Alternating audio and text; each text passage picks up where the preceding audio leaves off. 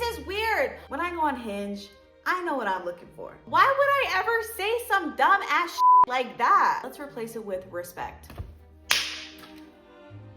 Oh my God! And if you're a man, why? There's so much to talk about, and I know that you know this, but I do want to start by saying, look, it's been crazy times, okay? The world is on fire and then half of it's on ice. And at the same time, we're dealing with these world conflicts, domestic politics with our new administration. And you know what? There is heightened anxiety. And I want you to know that in that revolution, there are moments of stillness. And in those stillness, that's where we develop our power, where we observe and we listen and we strategically move and we unlearn and deconstruct the propaganda that we've been fed all of our lives.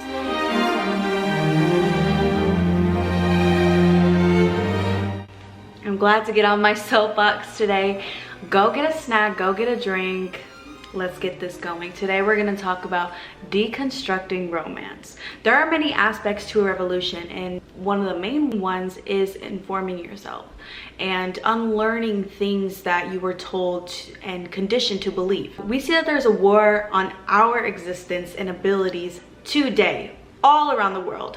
Not just the United States, but we see that in Sudan and Congo. Hello! Women are self-immolating to avoid getting raped. Like, I don't know what to tell you. And the women in Afghanistan, like, banned to literally like do anything and just exist and just be.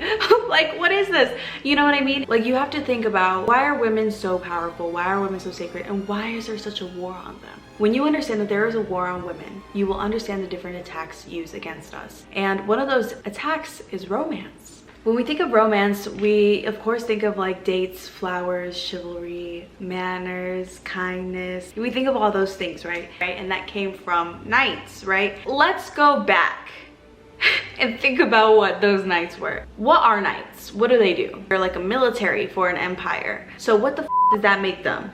Military, police, okay? And these didn't have laws the way that we had laws, so this military, this police, yeah, they weren't like police with some type of oversight. No, they did what the ruler said to do, right? So imagine these knights, having them everywhere posted up or even outside a building. That is a police state. Living in that village is a police state. You're living in a police state when you have motherfuckers posted up on every block with weapons. Like, come on. So then you're like, okay, chivalry, right? And so that comes from knights, because you think of my knight in shining armor gonna save me, like the police is gonna save me, or like the US veterans gonna save us and protect us. That's the same kind of propaganda. But really, those same knights were martial lawing these hoes. Okay, so that means these knights, these same knights that we talk about that come from chivalry, they were going into homes, taking over homes, women, children. Oh my God, my battery. Why right now? Oh my God, bitch. So they were going into these everything. And there's a specific group of people within the society that will be able to benefit off of this, right? There'll also be rhetorics around this type of institution taking place. Same thing that's happening today. Now that you understand the context behind chivalry and my knight in shining armor, that's where you start to deconstruct that. And when you can deconstruct something that's been programmed into generations and generations and generations, you start to lift off some of the chains that have been holding down your lineage for years. Now that we know that's where chivalry comes from, now you can understand that the concept of a gentleman and your knight in shining armor is ultimately going to be a murderous villain with no spine who looks like he's here to save you, but ultimately he's going to terrorize you into thinking that he's your only way out. Oh my God! You were ready for that. You were ready for that. I gotta get adjusted here. Me personally, as a hetero cis Latina trying to deconstruct romance, I think of the way relationships are typically ran. And in the way of, being submissive to your husband, or, allowing him to make the decisions or the final say. We always think that the man is the head of the household, and we always assume that he's the one pulling the strings and making the decisions. But at the end of the day, it's actually always been the mother. It's always been the woman of the household. Whether or not her voice is heard, she is the one pulling the strings at the end of the day. And the grandma makes the final say, that they're the boss, they make the decisions, and that you better listen to them and you don't talk back to them. When it's time for some macho man building something or needing to fight somebody, then all of a sudden the man becomes the head of the household. Or when we go in social gatherings, that's when men want to put their chest up and act like they're the head of the household's running shit. But I think every single day, it's always been the mother, it's always been the woman, it's always been the abuelita. Why do we look past that? So this whole idea of submitting to a man, is finding a man to submit to, it doesn't make sense. You're not only sabotaging yourself, but you have to realize the patriarchy hurts men too, just as much as it hurts us. Because you know how single mothers, young mothers who give birth at age 16, they are still children too. So when they're trying to raise a child, they don't know what they're doing, and they're trying to figure it out too. And they still have a little person that's looking to them for survival. So it's kind of like the same thing with men. They are not born leaders. They are literally here to just procreate and multiply. So when we put them in our position of leadership, men in that position that is made for women only, that's where you build resentment and animosity. That's how it can go into abuse, because bro doesn't know what to do. He just got here too, and he doesn't have the capabilities that you as a woman have. They do not have the natural abilities and the capacity to give birth to a life and nurture it without anything in return. But men, they run these countries, they run the world. They don't have that experience of what it's like to nurture something with no return. So they automatically see everything as having a return. Even when it comes to intimacy and procreating, they're always going to have a return. They're always going to have an exchange, but women constantly give without. And that's what leadership is about. So when we come to thinking about, I want a man I can submit to, or I want to be a submissive wife, I want him to make the decisions for me, the reality is you don't want these men to make the decisions for you. When's the last time a man made a decision and it was great? No, dead ass. So, when have you ever trusted a man with a grocery list, and he go to the store and come back with everything on that list, the right kinds, the right flavor, the right size, the right brands? Really? So you get what I'm saying? So we can't keep putting men in that position that is made for women only. So he is insecure, running around in his brain on autopilot, and that insecurity plays out into abuse, cheating, neglect. I digress. And so that reference I made when it comes to nurturing something and giving consistently without anything in return. Another aspect of that is servicing, the way that we service our partner and take care of our partner, right? That's directly tied to what motivates us to take care of our partner and service for them, cater to them, like the song Cater To, where she's like, I'll take your cufflinks, put your do-rag on, like Beyonce. Stop. But when it comes to men, they don't have the capacity to give consistently and be okay being depleted. Men don't understand that because they don't experience that.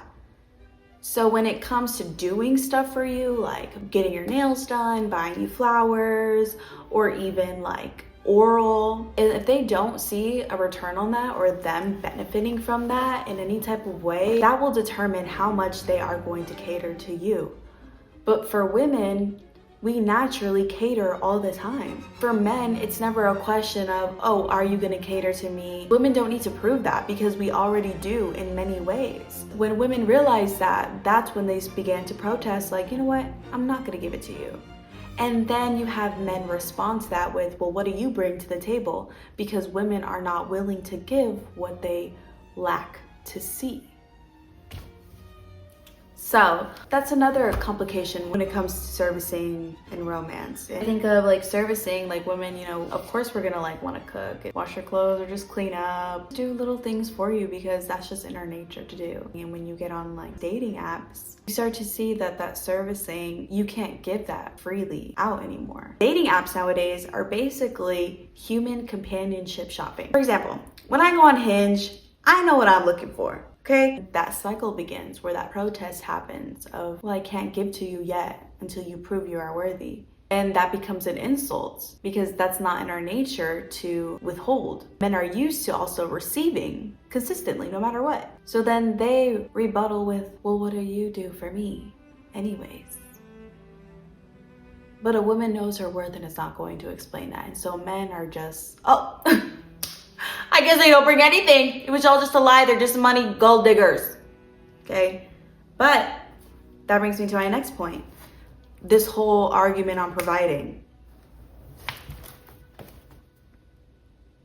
You never really hear of a deadbeat mom. You will always hear about a deadbeat daddy, but you will never hear about a deadbeat mom. Because a mother will always provide for her children. And there's this actress in Hollywood, I forgot her name, but she talks about how she hates when she would get scripts written by men. She knew when the scripts were written by men because they get to a point in the movie where her character as a woman says, what do we do now? And that's frustrating because when have you ever been in a crisis and there's a woman who doesn't know what to do?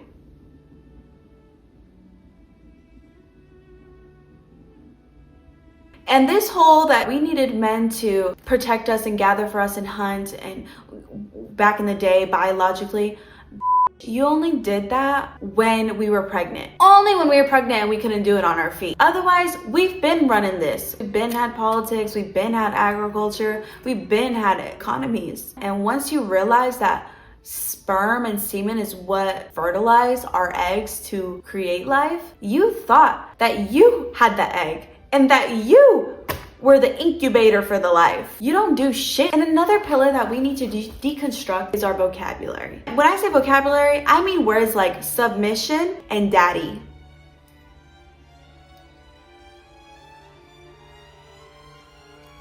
Because instead of saying that we need to have submission for each other, let's erase that word. Let's replace it with respect.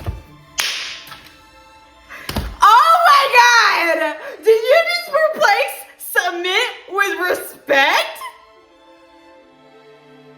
Yes. And like genuinely. And then we think about, why are we saying daddy in bed? What the that doesn't make sense. Genuinely, that doesn't make sense. Why would I want to be fucking, let's be real. Let's be real. Why would I ever say some dumb ass like that? Who the fuck said that shit? And if you're a man, why do you want your woman to be saying that to you? This is weird. At first, when I was younger, I thought it was like, okay, well, maybe that's like, you know, the daddy of their children. And that's what turns them on is like, you know, that's their partner, that's their husband, you know. But no. It's that men used to constantly their children. And they still do it to this day. And sometimes they groomed them enough to where the children believe that was normal. And some people just lie to themselves and some people know it's not. And so it might just be a reflex. Otherwise, it's just become a fetish by men when they're probably raping their daughters. They're probably saying that out of a plea to stop and out of confusion. That daddy you hear in those corn videos, it's not to fetishize enjoyment, it's to fetishize harm. Yeah, let that sink in. Roll up. Part of all of these aspects that we went over, that helps us understand privacy. It's distorted once we get into a relationship, right? Because there's that submission and this concept of women as property, tools for pleasure, and outlets for power. Following. So something that scares me about getting into a relationship is having them go through my phone. I would want to go through their phone, but also at the same time, I don't want to go through your phone. I don't want to invade your privacy. If I love you, if I want you as a partner, I must respect you. Submission is more so out of fear and superiority versus respect is just love. And because I'm deconstructing romance, I understand those two concepts. When I look at these behaviors in the dating scene, are they trying to get me to submit, or is this conversation out of respect? Because that's what true love is. My argument on privacy is that there needs to be that boundary where you both understand that you are both your own person. However, because you exchange so much, there needs to be ultimate transparency. When there is transparency, you can hold people accountable, but you don't need to shame them. People get confused with accountability and shaming. That's where you break trust. When you create those boundaries for yourself, that also allows you to be in a position to create boundaries between your friends, your family, and your relationship. Not only in the ways to protect each group, but also to keep everybody getting along well without crossing the lines. When people get into relationships, of course you're building a life with somebody, so a lot of your time is going to be taken up. But we're easy to forget our friendships because we found a friend. But that can cause your relationship to fall easily. You're putting too much of that responsibility for community within that partner. I used to think it was normal when people get into relationships, you're usually going to see them fade away. But now understanding that that's an isolation tactic, women slip into a reality that they didn't see coming. So I encourage you to stay with your friends and stay with your family. Stay plugged in. He should never be taking you away from your life, but only adding to it. 21 Savage has a song and he says, I'd rather have loyalty than love because love really don't mean shit. Love is just a feeling. You can love someone and still hurt them in the back. With loyalty, I can still hate you and have your back. Something like that. Loving someone versus being in love, one's rose-colored lenses versus having more of an admiration for them. Two words I do want to say are pretty similar and I think honestly are the same is love and respect. Because to love somebody, you respect them for who they are, who they show up as, and you'd want the best for them, regardless of your interests. And I feel that that's what respect is. You respect where they are, where they're going, what they're doing, who they are, what they show up as. Of course, you want what's best for them. You have great interests, regardless of what you have going on. So when you think about, does this person love me or do I love them? How much do you respect them and how much do they respect you? And do their actions prove respect? Or is it obvious disrespect? Or is it disrespect disguised as a joke? This is how we're deconstructing romance.